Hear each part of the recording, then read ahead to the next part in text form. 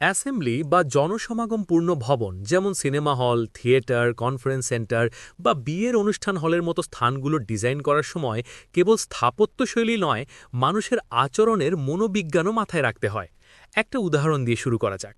হঠাৎ আগুন লাগলে বা কোনো জরুরি অবস্থা তৈরি হলে কি হয়?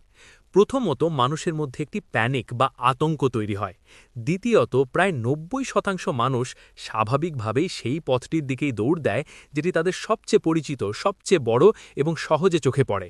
আর সেটা হলো সাধারণত মেন গেট বা প্রধান প্রবেশ ও নির্গমন পথ। পেছনে ছোট দরজা বা পার্শ্ববর্তী বিকল্প পথগুলো যা দৈনন্দিন ব্যবহারে আসে না, সেগুলো প্রায়শই মানুষের মনোযোগ এড়িয়ে যায় বা সেগুলোর অবস্থান অনেকের কাছেই অজানা থাকে।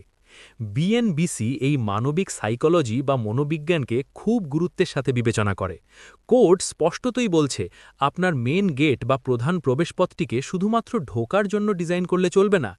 জরুরি অবস্থায় এটিই হবে বের হওয়ার প্রধানতম রাস্তা বা প্রাইমারি এগ্রেস রুট। এর গুরুত্ব এমন হতে হবে যাতে ভবনটিতে যত লোক ধারণ করার ক্ষমতা আছে তাদের কমপক্ষে ৫০% বা ১/৩ বা তারও বেশি মানুষ যেন শুধুমাত্র এই প্রধান নির্গমন পথ দিয়েই দ্রুত এবং নিরাপদে বাইরে বেরিয়ে আসতে পারে।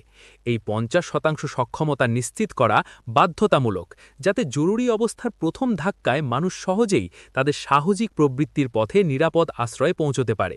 এটি কেবল একটি ডিজাইনের প্রয়োজনীয়তা নয়, এটি প্যানিক ম্যানেজমেন্টের একটি গুরুত্বপূর্ণ অংশ। অ্যাসেম্বলি অকুপেন্সি ডিজাইন করার সময় একটি আপাত বিরোধপূর্ণ কিন্তু অত্যন্ত গুরুত্বপূর্ণ গাণিতিক ও নিরাপত্তা নীতি মনে রাখতে হবে। আমরা মেইন গেটের জন্য কমপক্ষে ৫০% নির্গমন ক্ষমতা নিশ্চিত করলাম, কিন্তু বিএনবিসি বলছে ভবনের অবশিষ্ট নির্গমন পথগুলো যেমন পেছনের দরজা, পার্শ্ববর্তী সিঁড়ি বা অন্যান্য বিকল্প পথ সম্মিলিতভাবে ভবনের মোট ধারণ ক্ষমতার কমপক্ষে ৬৭% বা ২/৩ মানুষকে বের করে দেওয়ার ক্ষমতা সম্পন্ন হতে হবে। আপনারা প্রশ্ন করতে পারেন, মেইন গেট ৫০% এবং অন্যান্য বিকল্প পথ ৬৭%, যোগ করলে তো ১১৭% হয়ে যায়। কেন এই অতিরিক্ত ক্যাপাসিটির ব্যবস্থা? এর উত্তর লুকিয়ে আছে সবচেয়ে খারাপ পরিস্থিতি মাথায় রেখে ডিজাইন করার নীতিতে। কারণ ইমার্জেন্সির সময় মেইন গেটটি বিভিন্ন কারণে সম্পূর্ণ বা আংশিক বন্ধ হয়ে যেতে পারে। হয়তোবা আগুনের শিখা সেখানেই ছড়িয়ে পড়েছে বা ধ্বংসাবশেষের কারণে পথটি অবরুদ্ধ হয়ে গেছে। সেই চরম সংকটের মুহূর্তে বাকি বিকল্প পথগুলোই হয়ে ওঠে লাইফলাইন। এই ৬৭% ক্ষমতা নিশ্চিত করে যে যদি মেইন গেটটি, যেটি ৫০% ক্ষমতার জন্য ডিজাইন করা, পুরোপুরি অকেজও হয়ে যায়, তবুও পেছনের এবং পার্শ্ববর্তী দরজাগুলো দিয়ে সিংহভাগ মানুষ ২/৩কে অত্যন্ত দ্রুত এবং নিরাপদে বের করে আনা সম্ভব হবে। অতএব অ্যাসেম্বলি হলে পেছনের দরজাগুলোকে কখনোই সেকেন্ডারি বা গৌণ হিসেবে অবহেলা করবেন না।